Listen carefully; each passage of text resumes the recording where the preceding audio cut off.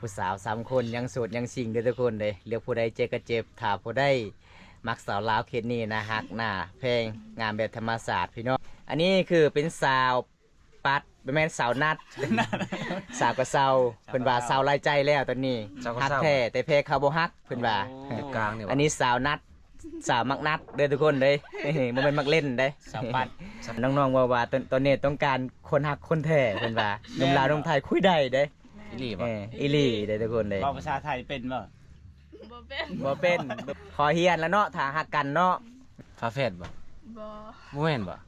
อ๋อ เรียกผู้ใดจะกระเจ็บเด้ คนละคิดว่า สิเอาน้องสิได้เอื้อยเอาเอื้อยสิได้น้องบัดเอามัดซองก็คือสิได้ซากเศร้าอีกบัดนี้ เอาเบิดซ้ำ เอาเบอร์3เลย เลย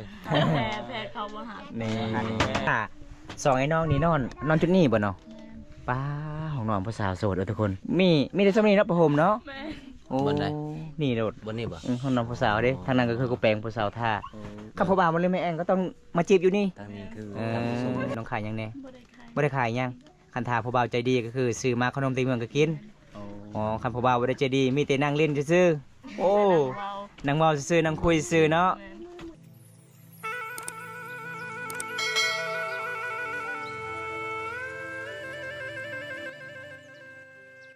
อ้าวครับสบายดีทุกคนสบายดีบรรยากาศยามหนึงแรงๆมันไม่ยามแรงเลยทุกคนเลยยามตอนเช้าเด้อทุกคนวันนี้บัมตาก็มาเดินทางเยี่ยมไปยามสาวลาวเขตหมู่บ้านนี่ทุกคนเป็นหมู่บ้านปูนหินสว่างทุกคนเลยบุกติบัมตาการไปมาหมู่บ้านนี่กะกายเลยทุกคนแต่เมื่อนี้ก็คือบัมตากะได้พ่อสาวลาวพี่น้องเป็นสาวสวยบ้านป่าในหมู่บ้านนี้ทุกคนเป็นสาวในเขตชนบทบ้านเฮาเขาเจ้ากะงานแบบธรรมศาสตร์น่าฮักหลายทุกคนเวลาเฮาไปเยี่ยมไปยามเขาเจ้าบ่ไปคุยพี่น้องจะได้กันไปติดตามชมกันล่ะพี่น้องเมื่อนี้บัมตาไปกับทีมงานนี่ทีมงานบัมตาสบายดีสิ ทุกคนมาพบมาพอกันคือเก่า โดนตัวหนึ่งได้พอกัน แม่น อันนี้คือทีมงานเฮาเด้อทุกคนเดินทางมาจากกรุงเทพ แม่น แต่เป็นคนลาวทุกคนเลยแต่น้องสายเพิ่นไปเฮ็ดงานพี่น้องเพราะว่าช่วงนี้ก็คือน้องสายเพิ่นคลิปเบิดแล้วก็เลยพากให้ FC นะครับชมเพิ่นก็เลยกลับมาที่กรุงเทพมาเมืองน้องต่อทุกคนเลย แม่น เพิ่นสู้ชีวิตพี่น้องฝากกดติดตามด้วยทุกคนเลยบาวไซสตูดิโอพี่น้องฝากเป็นกำลังใจให้เพิ่นในการเดินทางก็ขอให้ปลอดภัยพี่น้องฝากให้ยอดวิวสูงๆปังๆพอให้เพิ่นได้ใส่น้ำมันรถและละลายไปถ่ายคลิปทุกคนเลยเอาพี่น้องจะได้เฮากาสิไปเที่ยวเนาะนะครับชมไปหาสาวลาว ไปทุกคนไปเบิ่งซาวเคนนี่มาครั้งแรกเนาะ ครั้งแรก ครั้งแรก ครั้งแรกเลย ว่าจะเป็นจังไดทุกคนไปเบิ่งนํกัน แม่สบายดี สบายดี ปลาอารมณ์ดีเถอะเนาะเจ้าเนาะ ซื้อจังใดเจ้านี่ฮะ คือนั้น สาวนัดคนงามส่วนคอยซื้อเบาทัดเด้อ อายุจักปีเลยเจ้าเนาะ ลายแล้ว ลายแล้วจักปีลายนะ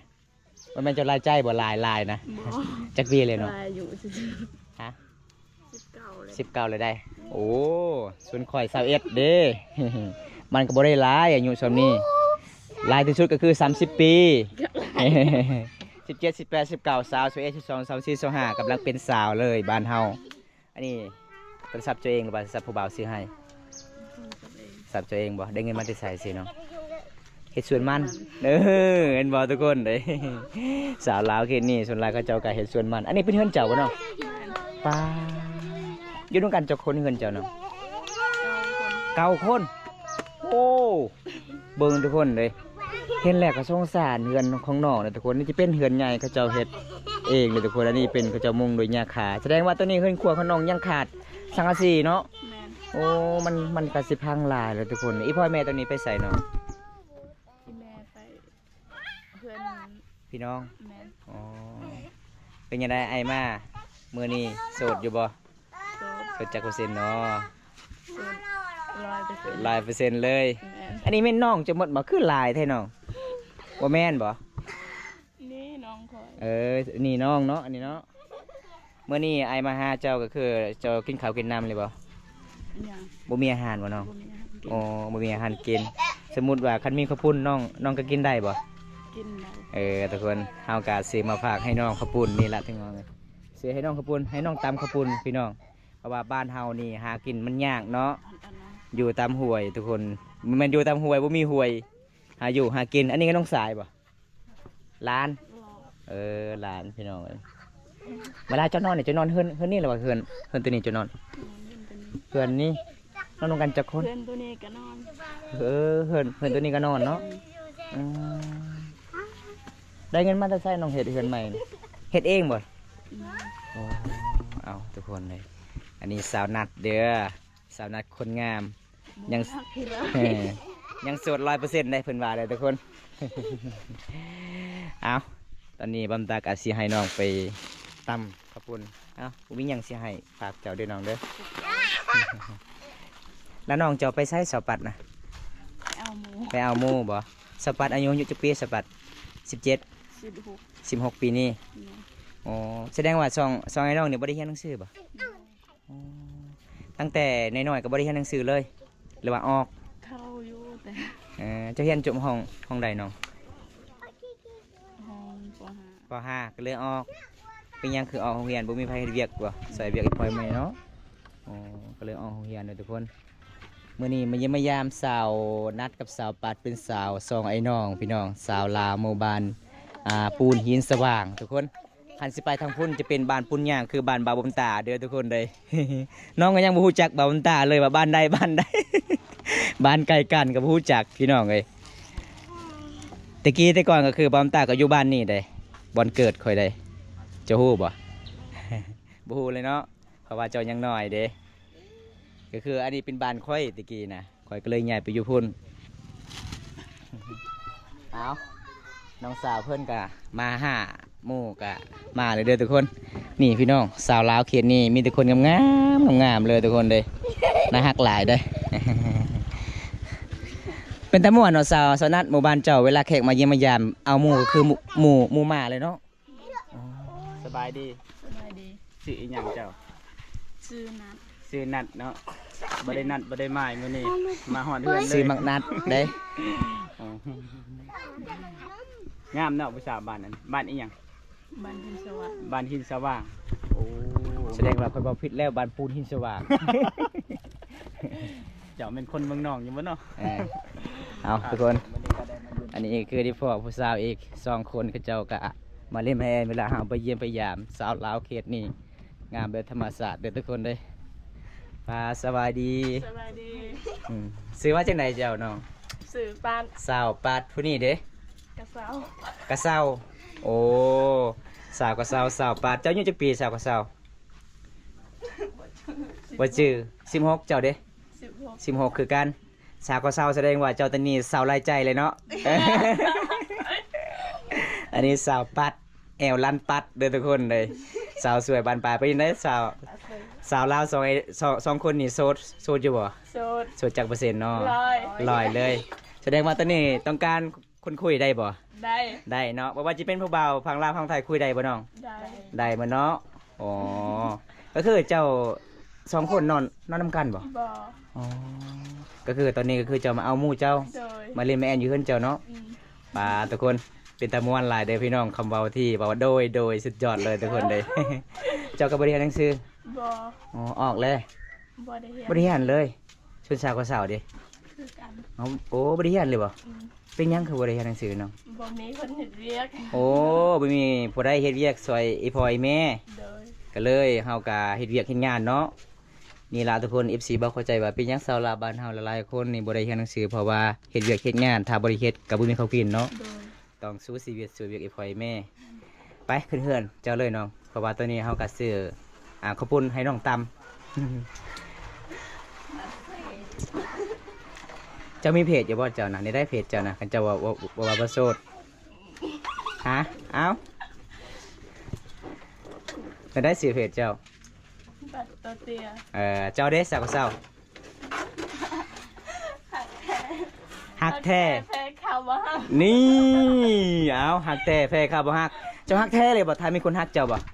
ฮักแท้เลยเนาะเอาทุกคนเด้อเพิ่นบ่ได้ตัวเด้อเพิ่นว่าฮักแท้แพ้เขาบ่ฮักตอนนี้ต้องการคนฮักคนดูแลที่จริงใจไปตอนนี้สาวปัดสาวขึ้นเฮือนสาวปัดก่อนเพราะว่าสิพาน้องไปตำข้าวปุ้นบรรยากาศมื้อนี้อากาศร้อนๆหลายเด้อทุกคนไปทุกคนสิพาน้องขึ้นเฮือนขึ้นศาลก่อนเด้อทุกคนเด้สาวนัดไปขึ้นเฮือนเอาอันนี้เป็นบ้านของน้องเด้อทุกคนเลยบ้านสาวปัดสาวนัดนี่ทุกคน เห็นบ่อันนี้เป็นเฮือนขั่วตะกี้พี่น้องอันนี้เป็นเฮือนใหญ่ เพิ่นแปลเลยดอก โอ้เย็นเนาะเฮือนเจ้าเนาะสปัดสนัด เพื่อนมุม ฟ้ามุงอยู่ด้วยหญ้าคานี่เย็นหลายเด้ หาอย่างเลยคนเลยเดี๋ยวนี้ โอ้เบิ่งนี่ทุกคนขายไม่พอเด้อเฮือนของน้องเด้อทุกคนเด้อันนึงเท่าใดน้อง 30,000กีบโอ้ ต้องเข้าสปอนเซอร์คอยเลยแหละ เออเดี๋ยวจังหน่อยก็ซื้ออุดหนูนซอยน้องก่อนทุกคนเลย สบายดีคนงามตื่น แล้วแม่นผู้ใดสานไม่พอนะ พอ ไอพอเก่งน้อยพอจนเนาะ เอาตอนนี้ก็ให้น้องตำข้าวปุ้นก่อน อย่าตายเลย มีบ่แบบว่าคนเอาผัวอายุ15มีบ่มีเนาะ16 สี่ก็มี โอ้14ก็มีโอ้ก็คือ14 15 16เลยคือแต่งงานได้โอ้เอาทุกคนผู้ใดมักผู้สาวอันน่ะอายุน้อยก็มาหาที่สวนเผามังกรเด้อทุกคนเด้อ กินไหมวินไหมเดี๋ยวก่อน เป็นตะแพงทุกคนเลยคลิปนี้ก็จะแต่งงานไว้เนาะ หนาวกันเนาะ มามื้อนี้กินข้าวกินน้ำแล้ว กินแล้ว กินแล้วได้ยังกิน บ่ได้ ไม่ได้หยังเลย มื้อนี้สาวนัดสิตำข้าวปุ้นเจ้าบ่สิตำตำบ่เป็นนะทุกคนมื้อนี้มาเยี่ยมมายามน้องเพิ่นมี3คนใช่ผู้หนึงนี่สบายดีคนงาม สบายดี ชื่อนั่นเลยเจ้านะ สื่อป้า ชื่อปัดเป็นน้องสาวนัดบ่ โดย โอ้อยู่เพื่อนเดียวกันเนาะ โดย โอ้อายุจักปีเลย 16 16เนาะโอ้ยสิหมื่นๆมาทั้งพิน อันนี้นอนนี่ไผนอนชื่อเจ้าบ่ บ่ อันนี้อีเพาะโอ้อีเพาะกับอีแม่นอนโอ้นี่ทุกคนเพื่อนชานบ้านซองของน้องนี่ช่างเจ้ามีนั่งแนวกินอันนี้นะ ห้อย ห้อยโอ้นี่ทุกคนเนี่ยเพื่อนของน้อง เลือกไฟใจกระเจ็บสองไอ้น้อง ตอนนี้ผู้สาว3คนยังโสดยังซิงเด้อทุกคนเลยเลือกผู้ใดเจ็บก็เจ็บถ้าผู้ใดมักสาวลาวเขตนี้นะฮักหน้าเพลงงามแบบธรรมศาสตร์พี่น้อง อันนี้คือเป็นสาวปัดเป็นแม่นสาวนัด สาวก็เศร้าเพิ่นว่าสาวลายใจแล้วตอนนี้ฮักแท้แต่เพเขาบ่ฮักเพิ่นว่า อยู่กลางเนี่ย อันนี้สาวนัดสาวมักนัดเด้อทุกคนเลย บ่แม่นมักเล่นเด้ สาวปัด สปัด เออ ปัด สาวปัดบ่ แม่ เออ อ้าวลงๆลืมๆทุกคนครั้งแรกแล้วเนาะเฮากลับมาเยี่ยมมายามสาวลาวคืนนี้เขาเจ้าก็ใจดีอยู่เด้ แม่ ใจดีอยู่ทุกคนเลยน้องๆว่าตอนนี้ต้องการคนหักคนแท้เพิ่นว่าหนุ่มลาวหนุ่มไทยคุยได้เด้ อีหลี เอ บ่ ออีหลีเด้ทุกคนเลย เว้าภาษาไทยเป็นบ่ บ่เป็น บ่เป็นก็เว้าได้เพิ่นว่าขอเฮียนแล้วเนาะถ้าหักกันเนาะอืม ทุกคนผู้ใดสนใจก็มาเด้อ3 คน แต่ว่าสาวปัดกับสาวนัดก็คือเอื้อยกับน้องทุกคน ฟาแฟดบ่ บ่ บ่แม่นบ่อ๋อ เรียกผู้ใดจะกระเจ็บเด้ คนละคิดว่า สิเอาน้องสิได้เอื้อยเอาเอื้อยสิได้น้องบัดเอามัดซองก็คือสิได้ซาก็เศร้าอีกบัดนี้ เอาเบิดซาม เอามือสามเลย เลย เอาซาน้ำกันได้บ่3 คนเจ้านี่ได้บ่น้ำกันบ่ ได้ บ่ได้ เอาทุกคนเลยม่วนหลายเลยพี่น้องลินผู้สาวหมู่บ้านนี่ทุกคนเลย มาครั้งแรกเนาะ มาครั้งแรกเลย เป็นตะบวดอีหลี เป็นตะม่วนหลายเลยทุกคน ห่างจากเมืองนองประมาณจักกิโล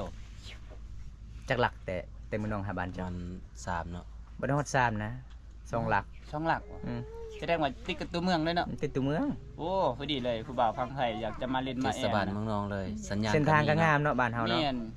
งาม รถเก่งรถวีโก้หรือว่ารถอีหยังก็มาได้ รีโวไปได้เบิด นี่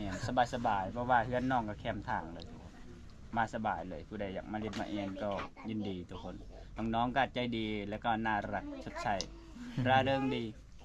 อยู่กลางน่ะชื่อเศร้าก็เศร้าเนาะ นี่ อ๋อ สาวก็สาวสาวหลายใจเอาแหละ อ๋อ สาวหลายใจ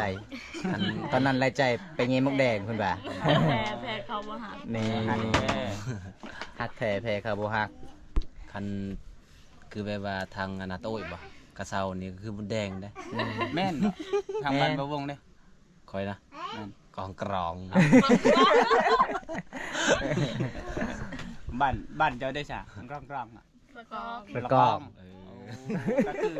มดแดงเลยทุกคนเลยกล้องๆก็คือมดแดงทางบ้านตะอุ่ยก็คือกระเช้าก ระเซา โอ้ยทุกคนเลย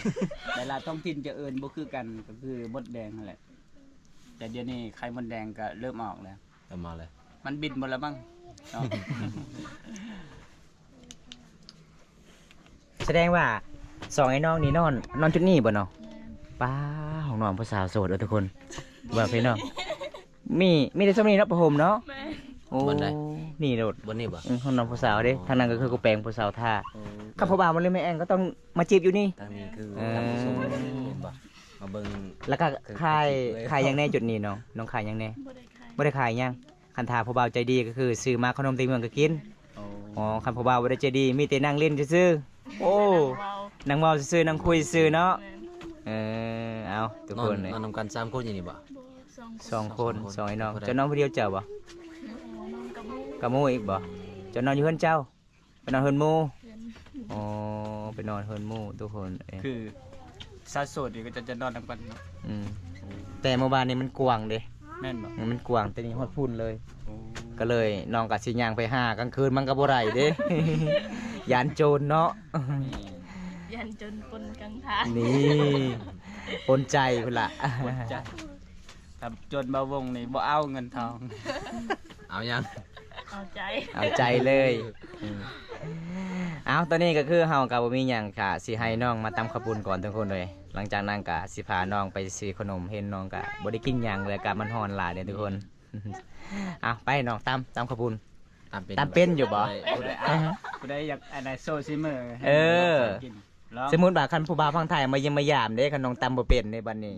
สิกินนี่ได้บัดนี้สมมุติว่าผู้บ่าวพังไทยซื้อมาอาหารหลากหลายเลย แม่น ต้องเรียนตามบ่เป็นก็แซ่บ ตำเป็นแต่บ่ได้แซ่บ บ่ได้แซ่บก็อย่าตามแบบบ้านๆอาหารบ้านเฮาเลยแบบได้เฮาเฮ็ดกิน แบ ต้อบ ง ได้ กินแบบ เจ้า นั้น ถนัด คันเจ้าอยากให้แซ่บนี่เจ้าบ่ต้องล้างมือเด้อ อยากแซ่บที่สุดก็ต้องใส่ใจ แม่นบ่ต้องล้างมือ เออ ใส่ขี้มือไปนํ ไปให้เฮ็ดน่ะเฮ็ดลองเบิ่ง สามคนเลยแหละฝีมือสามคนผู้หนึงล้างมังเล่นผู้หนึงล้างมังนาวเอ้า บ่าวไทยก็ซื้อกุ้งซื้อปลาหมึกอันบัดนี้ เบิ่ง เอา ทุกคน ทุกคนสิให้น้องตามข้าวปุ้นก่อนเด้อทุกคนเลยนี่เด้อทุกคนเพิ่นบอกบอมตาสังเกตลองเบิงในเขตชนบทบ้านเฮานี่ปลูกผักอีหยังต่างๆ อันนี้เป็นแบบบ้านเฮาเอิ้นเสรัวพี่น้องภาษาเวียดนามเอิ้นเสรัวแบบเขาเจ้าก็สิขุดดินแล้วก็สิมาทุ่มพี่น้องอันนี้มันเพอะไรเขาเจ้าก็มีเอกลักษณ์เองมาปลูกผักต่างๆ ทุกคนเบิ่งเฮือนของน้องทุกคนเลยประมาณซำนี้เลยทุกคนเห็นบ่อีหยังก็บ่มีเลยพี่น้อง อันนี้มันพังแล้วเบิ่งพี่น้องอันนี้ด้วยหญ้าคาเด้หญ้าคามันสิมุนเลยเห็นบ่ทุกคนเรื่องของน้องแต่ยอมรับว่าน้องมื้อนี้มาเยี่ยมมายามใจดีหลายทุกคนเห็นบ่อันนี้คือเอื้อยเด้อพี่น้องเป็นสาวนัดทางคุณสาวปัดสาวกระเซาสามสาวโสดสาวสวยบ้านป่าเขตชนบท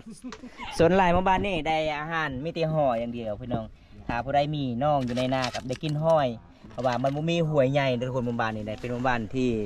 อยู่กับติดตัวเมืองเป็นเส้นทางกามันก็งามเลยทุกคนงามคือผู้สาวแล้วเราทุกคนเลย ผู้สาวคือลายงามแต่เส้นทางเด้อง ามแต่เส้นทางปะ แม่น บอกเขาเห็นเจ้านี่งามเด้สาวบ้านปูนหินสว่างนี่งามเขาว่าผู้สาวบ้านปูนสีว่างนี่ฮักแล้วบ่ไล่ใจแม่นบ่ แม่น ป้าแม่นเลือทุกคน หักแท้แท้เขาบ่หัก นี่เอาเป็นบาฮักแท้แพ้คาร์โบฮัก จัดไปคำคมอีหยัง ฮัลโหล ฮัลโหลเป็นว่าคุมันกระสีหัวเลยทุกคนเลยคุมันกระสีพังแน่ ใส่เกลือ เต้ละเอ็ดเลย อาการเต็มเลย คือคนลาวบ่ได้สอนสั่งคนเนาะ นี่เห็นปะทุกคน เอกลักษณ์ของชุมพรมังกรบ้านเฮาอันนี้บอนเขาเจ้านึ่งข้าวเป่าไฟอันนี้แบรนด์บอนเขาเจ้ากาซีเอาไว้ติบเข่าหลังจากช่วยเข่าใส่ในติบเข่าแล้วเขาเจ้าต้องเกาะแบบนี้ อันนี้เป็นเครื่องของน้องนะทุกคนแบบเขาเจ้าหาเงินหาคำพี่น้องอันนี้เป็นดอกแคนแต่เขาเจ้ากลับมาขายทุกคนขายพี่น้อง อันนี้อันหนึง30,000กีบกันกับสไลเงินบาทก็ตกประมาณ10 กว่าบาททุกคนเลยงามเลยทุกพี่น้อง อันนี้เขาเจ้าเอามาแต่ภูแต่ผ่าแต่ดองพี่น้องแล้วก็สารมันงามเวลาเขาปัดกวาดเครื่องสารนี่ตกเป็นปีทุกคนจึงมันเบิดเลยทุกคนงามหลายเลยพี่น้องเห็นบ่ชนบทบ้านเฮาหาเงินหาคำแบบนี้นี่เป็นเฮือนครัวน้องเลยเฮือนครัวกับประมาณนี้ทุกคนนี่บางเขาเจ้านึ่งข้าวเป่าไฟเฮ็ดกินโอ้อาหารของน้องมีแต่ห้อยเห็นบ่แบบหมู่บ้านที่มันหนอกกับตัวเมืองอันนี้หญ้าคาแบบเขาเจ้ากะบอนเฮ็ดกินนึ่งข้าวเป่าไฟคนไฟมันดำหมดทุกคนเห็นบ่ทุกคนดำหมดเลยพี่น้อง เวลาก่อน เอามื้อนี้อยากกินลังเบิงฝีมือสาวบ้านปูนหินสว่างเด้อทุกคน บ้านหินสว่าง สามสาวทีมงานมา3คนผู้สาวก็มา3คนได้เพิ่นว่าต้องมีคู่เพิ่นว่า อันนี้ก็คือขนมจีนหรือว่าข้าวปุ้นทุกคน ข้าวปุ้น น้องเพิ่นบอกว่ามาซิมซิมืออายเอิ้นมื้อนี้มาพอหน้าพอกันครั้งแรกก็อยากจะให้ลองซิมือเลย จัดไปทุกคน ตามแล้วบ่มักผิดนะยังนี่ไปบ่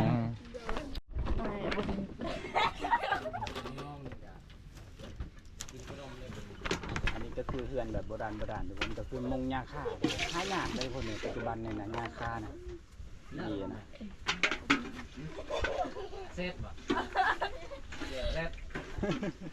เวลาตามนี่น้องใส่หยังแน่ ใส่กระแดกใส่ปลาแดกมักเล่น แมน อันหนึงจะยังบ่ใส่จะฮู้บ่อีหยังใจเจ้านำ หยอกน้องก่อนทุกคนส่วนสาวกับสาวเพิ่นล้างถ้วยล้างจานได้พี่น้องเอ้ยเอาส่วนสาวปัดเพิ่นก็สิตำมักเพชรสาวนัดเพิ่นก็สิตัดข้าวปุ้นเพิ่นว่าถ้าบ่ได้ตัดกินแล้วบ่แซ่บ มือก็บ่ได้ล้างเพิ่นว่าถ้าล้างนี่มันก็บ่นัวเนาะ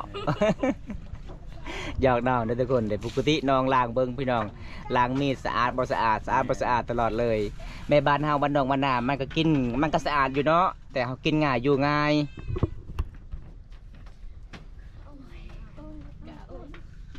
ฮ้อนเนาะบ้านเฮานี่เนาะใกล้สิฮอดสงกรานต์เวลาสงกรานต์ก็คือน้องก็เคยไปเที่ยวอยู่บ่ ไป ไปอยู่เนาะไปกับผู้บ่าวบ่ ไปกับหมูนี่แหละ โอ้ไป3คนนี่เลยบริยานผู้บ่าวบ่ผู้บ่าวอยู่เวลาแกงนี่ผู้สาวลายผู้บ่าวลายนี่น้องไงบริยานบ่อ๋อเอาพี่น้องถ้าผู้ใดอยากมีครูสงกรานต์ก็มาหา3สาวเลยเด้อทุกคนเลย มาทำแน่ไป นี่เป็นแบบมาฮับแน่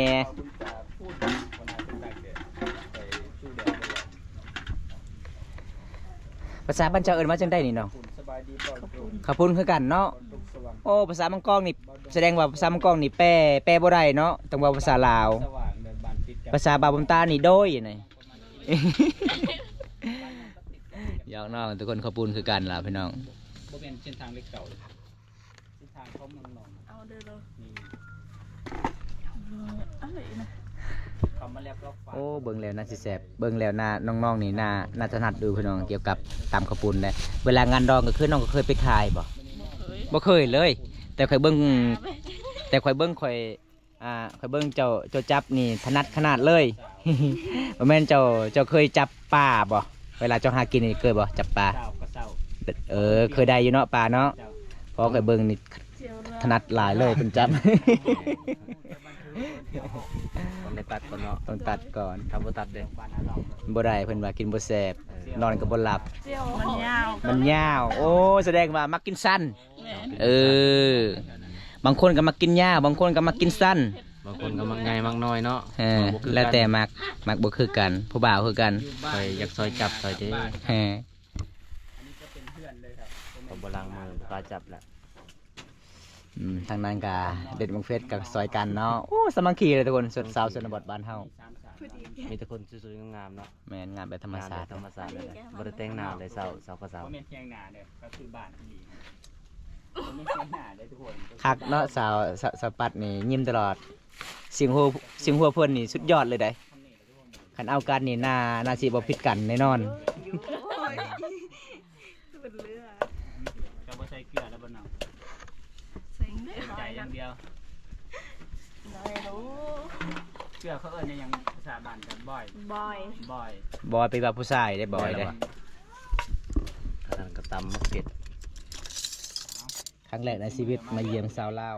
หมู่บ้านนี้เนาะ หมู่บ้านนี่ใจดีได้ผู้ เป็น สา ห ว มู่บ้านที่ว่าเฮามาถ่ายครั้งแรกเลยเนาะ แม่ ผู้สาวครั้งแรก น้อง เล เพิ่ ย นสิมาตำข้าวปุ้น ซึ่งงานบ่แห้งเลย สิมื้ออื่นบอกว่ามาหาน้องเพิ่นมาเยี่ยมมายามเป็นครั้งแรกคือกันบ่ใส่เลยเห็นน้อง เอาทุกคนมากินขนมจีนกับสาวลาวหมู่บ้านนี้ก่อนเลยทุกคนเลยสามสาวนี่ใจดีเด้อพี่น้อง เราอยากมากินก็มากินเนาะ แม่นแต่เสียดายเฮามาเมื่อนี้บ่มีของฝากของตอนให้น้องเลยทุกคนเลย อันนี้ก็แม่นเด้อผู้อยู่ข้างหลังก็แม่นสามสาวมื้อนี้ เอา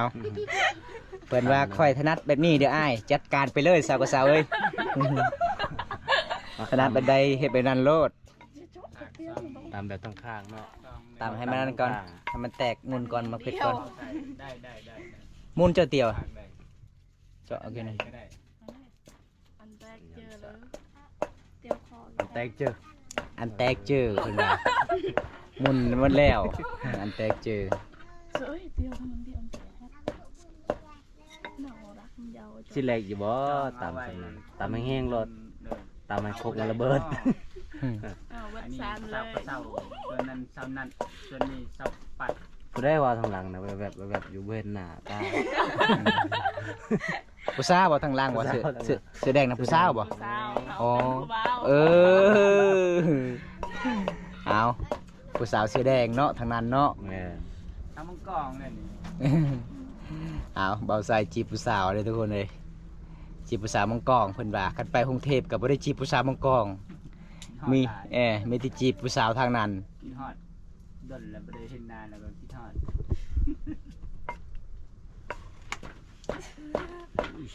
เรานะ คนใดก็ได้นาทีคนใดก็ได้ก็เอาเบาใส่ซะ เปลี่ยนกล้องเจาะเตียวมานะหนาวหยอกกระดัง เอาจัดไปทีมงานเฮานี่สาวหน้าฮักเลยทุกคน เห็นบ่สาวลาวหน้าฮักหน้าแพงหลายเลย มาเมื่อนี้ผู้สาว3 คนทีมงานเฮามา3 คนสาวลาวครั้งแรกเลยครับไปเยี่ยมไปยามใจดีทุกคนเลยทุกคนเลย